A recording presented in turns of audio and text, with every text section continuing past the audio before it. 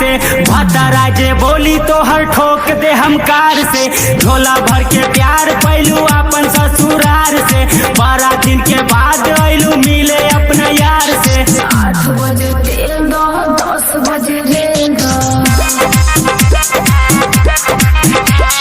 हमरो जवानी के तू सस्ता में खेल दो। कॉल के लाशा जैसे सटे द तू प्यार से, भतरा जे बोली तो हर ठोक दे हम कार से। झोला भर के प्यार पैलू अपन ससुरार से, 12 दिन के बाद ऐलू मिले अपना यार से। 8 बजे तेल दो 10 बजे रेल दो, हमरो जवानी के तू सस्ता में खेल दो।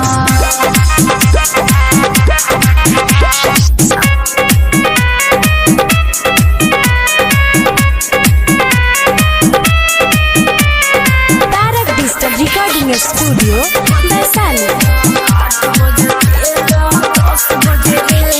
हाली हाली चुमा राजा हमर तो गैस, जदि केहू देख ली तो हो जाई बाबा। कितना हो दिन से तो रहे इंतजार, आज पकड़ैलू ह करे द तू प्यार। 8 बजे तेल दो 10 बजे रेल दो, हमरो जवानी के तू सस्ता में खेल दो।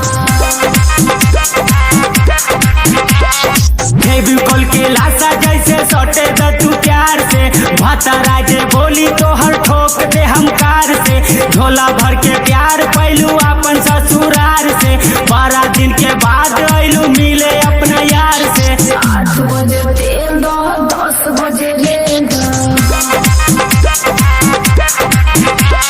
हमरो जवानी के तू सस्ता में खेल दो।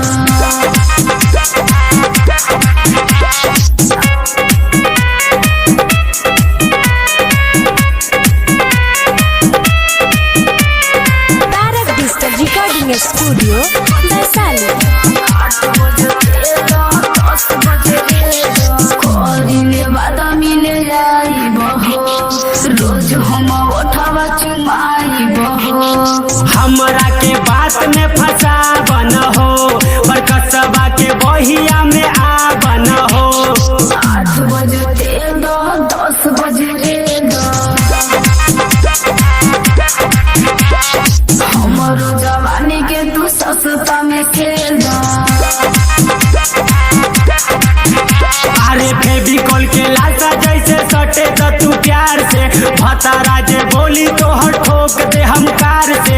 झोला भर के प्यार पैलू अपन ससुरार से, 12 दिन के बाद ऐलू मिले अपना यार से। 8 बजे तेल दो 10 बजे रेल दो,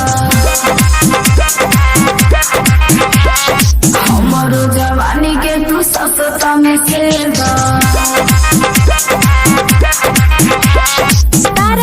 रिकॉर्डिंग स्टूडियो वैशाली।